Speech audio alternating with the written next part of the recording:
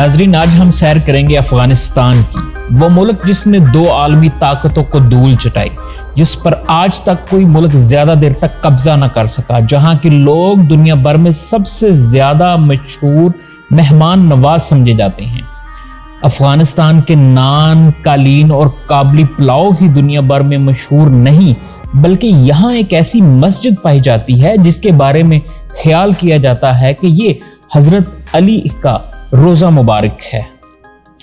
नाज़रीन, 11वीं सदी के आखिर में एक सूफी को ख्वाब आई कि हजरत अली मज़ार शरीफ के एक मकाम पर मदफून हैं। उसने ये ख्वाब उस वक़्त के सल्जूक बादशाह अहमद संजार को सुनाया तो हाकिम वक़्त ने उसी जगह पर एक मस्जिद तामीर करवा दी।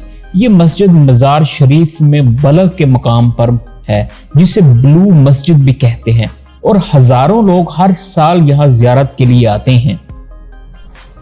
इस वीडियो की तैयारी में मेरे ऑफिस के कोलीग और जिगर नूरहान की रहनुमाई भी शामिल है, जिसके लिए मैं उनका शुक्रगुजार हूँ। नाज़रीन ग्रामी, इसके अलावा बहुत कुछ आज हम आपको इस खूबसूरत मुल्क के बारे में बताएंगे जो कि बैरूनी मीडिया या कभी आपको नहीं दिखाएगा। जोग्राफियाई लिहाज से अफगानिस्तान जनूबी एशियाई रियासतों यानी इंडिया, पाकिस्तान, ईरान और चाइना और वस्ती एशियाई रियासतों यानी ताजिकिस्तान, तुर्कमानिस्तान और उज़्बेकिस्तान के दरमियान कॉरिडोर यानी पुल की हैसियत रखता है। ये एक लैंड लॉक कंट्री है, यानी इसके चारों तरफ ममालिक हैं और कोई भी समंदर इसके किनारे पर नहीं। अलबत्ता 4 दरिया अफगानिस्तान में पाए जाते हैं। ये 6,05,230 किलोमीटर रकबा के साथ दुनिया का 40वां बड़ा मुल्क है, जबकि इसकी आबादी 3,66,43,815 अफराद पर मुश्तमिल है और ये आबादी के लिहाज से 44वां बड़ा मुल्क है। अफगानिस्तान की हिस्ट्री बताने से पहले इसके दिलचस्प हक़ाइक़ की बात करें तो अफगानिस्तान के लोग बहुत बाज़ौक़, मेहमान नवाज, खूबसूरत और खुददार हैं। शायरी की रात, हर जुमेरात को अफगान लोग अपने खानदान समेत इकट्ठे होते हैं और शेर व शायरी करते हैं। इस मौका पर घर की खवातीन काबली पुलाव और अफगानी स्पेशल चाय बनाती हैं और मेहमानों को सर्व की जाती हैं। मेरा जिगर नूर सऊदी अरब में रहते हुए इस रवायत को जिंदा रखे हुए है और जुमेरात का खाना वो खुद शौक से बनाते और खानदान को खिलाते हैं, जबकि शायरी वो दफ्तर में आकर हमें सुनाते हैं। अफगानिस्तान के लोग बहुत मेहमान नवाज होते हैं। उनके घर अगर कोई मेहमान बने तो ये उसकी खातिरदारी में कोई कसर उठा नहीं रखते और मेहमान की नान और काबली पुलाव से खिदमत की जाती है। जुमा के दिन अफगानिस्तान में छुट्टी होती है। कबाली पुलाव, जो कि खुश्क मेवाजात चावल और गोश्त को मिलाकर बनाया जाता है, अफगानिस्तान में ही नहीं बल्कि पूरी दुनिया में मशहूर है। अफगानिस्तान के मशहूर शहर काबुल, जलालाबाद, कंदार, मज़ार शरीफ हैं, जबकि अफगानिस्तान को 14 सूबों में तकसीम किया गया है, जिसे वलायत कहते हैं।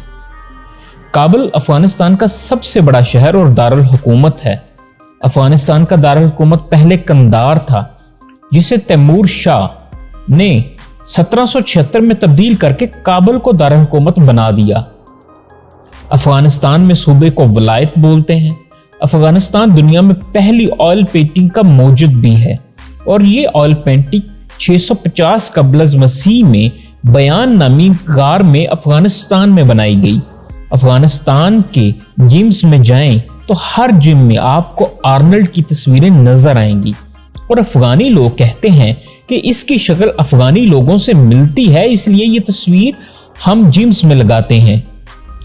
अफगानी लोग शादियां बड़ी धूमधाम से करते हैं।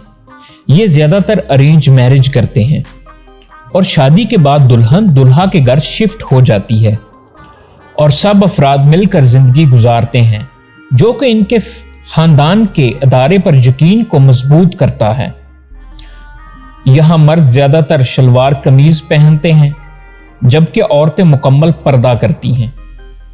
यहाँ पर इस्लामी ला नाफिज है। शराब, जुआ, जना और दीगर जराइम की सख्त सजाएं यहाँ नाफिज हैं। अफगानिस्तान एक खूबसूरत मुल्क है जो कि मीडिया की बददियानती की वजह से जो दुनिया से इसकी खूबसूरती ओझल है। अफगानिस्तान के शुमाली इलाके अपनी खूबसूरती में बेमिसाल हैं। اور ٹھنڈے علاقے تصور کیے جاتے ہیں۔ یہاں دریا ہیں، خوبصورت وادیاں ہیں، کوہ ہندوکش کے بلند و بالا پہاڑ ہیں اور اعلیٰ قسم کے پھل قندھاری انار، چلغوزے، سیب اور بادام کی پیداوار یہاں پر بڑے پیمانے پر ہوتی ہے۔ کابل میں ایک ایسی جیل بھی پائی جاتی ہے جہاں جرائم پیشہ عورتوں کو رکھا جاتا ہے۔ اسے بادامی باغ جیل کہا جاتا ہے۔ جشن نوروز، افغانستان کے لوگ اس تہوار کو نئے سال کی خوشی کے طور پر مناتے ہیں۔ ان کا سال 1 جنوری سے نہیں بلکہ 21 مارچ سے شروع ہوتا ہے اور لوگ مشہور بلو مسجد میں اکٹھے ہوتے ہیں اور جشن نوروز سیلیبریٹ کرتے ہیں اور نئے سال کی برکتوں کے لیے دعائیں کرتے ہیں۔ افغانستان میں 60 سالہ واحد یہودی زیبلون سیمونٹیف بھی رہتا ہے۔ اس کا سارا خاندان اپنے بیوی بچوں سمیت اسرائیل شفٹ ہو گیا، لیکن وہ آج بھی کابل میں اپنے گھر میں رہتا ہے اور افغانستان کو اپنا گھر سمجھتا ہے اور اپنا زیادہ تر وقت اپنی عبادت گاہ سینگیج میں گزارتا ہے۔ افغانستان کی قومی کھیل بزکشی ہے، جس میں ایک ذبح کی ہوئی بھیڑ کو مخصوص دائرے میں رکھنے اور باہر لے جانے کا سخت مقابلہ ہوتا ہے۔ یہ ایک انتہائی مشکل گیم ہے اور دلچسپ بھی۔ افغانستان میں لٹریسی ریٹ 39% ہے، اوسط عمر 52 ایئرس ہے۔ دنیا بھر میں سب سے زیادہ افیم یعنی اوپیم بھی افغانستان میں ہی پیدا ہوتی ہے۔ ناظرین گرامی، تاریخ کی بات کریں تو یہ خطہ بدھزم اور آتش پرستوں کا گڑھ تھا۔ دنیا بھر میں سب سے بڑے بدھزم کے مجسمے 2001 میں یہاں دریافت ہوئے، جسے اس وقت کی طالبان حکومت نے انٹرنیشنل پریشر کے باوجود توڑ دیا۔ 330 سے 550 قبل از مسیح یہاں فارسی سلطنت احمدینی کی حکومت تھی۔ 330 قبل از مسیح میں الیگزینڈر دی گریٹ نے یہاں قبضہ کر لیا اور افغانستان کو فوجی چھاؤنی میں تبدیل کر دیا، لیکن اس وقت ایک ایسی وبائی مرض یہاں پھوٹی جس نے اس کے بہت سے فوجیوں کی جان لے لی۔ وہ خود بھی ملیریا ٹائیفائیڈ کا شکار ہوا اور 10 دن کی بیماری کے بعد جاں بحق ہو گیا۔ 11ویں صدی میں محمود غزنوی نے، جو کہ افغان صوبے غزنی سے تعلق رکھتے تھے، انہوں نے مشترکہ انڈیا، پاکستان، ایران اور چائنا پر قبضہ کر لیا اور اپنی حکومت قائم کر دی۔ اس کے بعد غوریوں، خلجیوں اور پھر منگولوں کی افغانستان پر حکومت رہی۔ منگول سردار چنگیز خان نے ظلم و بربریت مثالیں قائم کی اور اس نے افغانستان کو مکمل طور پر تباہ کر کے رکھ دیا۔ وہ موجودہ کابل میں رہائش پذیر تھا۔ اس کے بعد اس کے بیٹے تیمور شاہ یا تیمور لنگ نے اقتدار سنبھالا اور اس کی نسل میں سے مغلوں نے 16ویں صدی سے لے کر 18ویں صدی تک یہاں پر اپنا قبضہ برقرار رکھا۔ احمد شاہ دورانی کو دی فادر آف نیشن کے نام سے لوگ جانتے ہیں۔ ان کے دور میں افغانستان میں بہت ترقی کی۔ مغلوں کے بعد جب برٹش راج کا قیام ہوا تو یہاں کے قبائل نے آزادی کے لیے جدوجہد شروع کی اور افغانستان نے 1921 میں آزادی حاصل کی۔ امیر امان اللہ جان کو پہلا بادشاہ بنایا گیا۔ 33 میں یہاں ظاہر شاہ کی حکومت قائم ہوئی، جو کہ اگلے 40 سال تک قائم رہی۔ اسی دور میں جب پاکستان آزاد ہوا، لیکن افغانستان نے اسے قبول نہ کیا اور اپنے تعلقات انڈیا اور روس سے بڑھائے، اور ظاہر شاہ کے کزن داؤد خان کی دعوت پر سوویت یونین نے اپنی فوجیں افغانستان میں اتار دیں۔ دوسری طرف امریکہ نے پاکستان سے مل کر طالبان کو ساتھ ملا کر نئی پراکسی وار شروع کی۔ یوں 90 کی دہائی میں روس کو شکست ہوئی اور طالبان 1996 میں ملا عمر کی قیادت میں یہاں حکومت بنانے میں کامیاب ہو گئے۔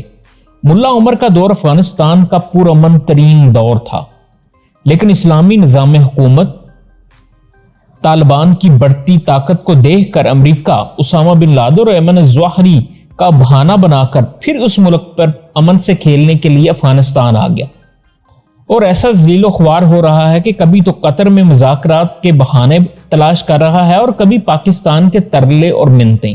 ناظرین گرامی، ہر وہ قوم جو بیرونی طاقتوں کے ہاتھوں میں کھیلتی ہے، کسی طور پر بھی خود مختار قوم بن کر نہیں ابھر سکتی۔ ऐसा ही कुछ अफगानिस्तान के साथ हो रहा है, जो कभी गौरियों, कभी मुगलों, मंगोलों, अमरीकियों तो कभी रूसियों के अताब का शिकार रही। आज भी अगर अफगानिस्तान, जो कि अमेरिका के निकलने के बाद अमन की तरफ गामजन है, अगर ग्रुप्स और वार लॉर्ड्स की साजिशों का शिकार होने की बजाय इत्तफाक, जमहूरियत और बैरूनी साजिशों का शिकार ना हो, तो वो दिन दूर नहीं जब ये खूबसूरत मुल्क दुनिया के नक्शे पर एक पुरअमन मुल्क बनकर उभरेगा। नाज़रीन ग्रामी, मैं उम्मीद करता हूं कि आज की वीडियो आपकी इल्म में इजाफे का बायस बनी होगी और आप इस खूबसूरत मुल्क के बारे में जानकर लुत्फ अंदोज हुए होंगे। अगर आपको ये वीडियो अच्छी लगी है तो चैनल को सब्सक्राइब कर दें, साथ मौजूद घंटी के बटन को भी दबा दें और हो सके तो फेसबुक वॉल और व्हाट्सएप ग्रुप्स में इसे शेयर कर दें ताकि दीगर लोग भी इस खूबसूरत मुल्क के बारे में जान सकें। अस्सलाम वालेकुम।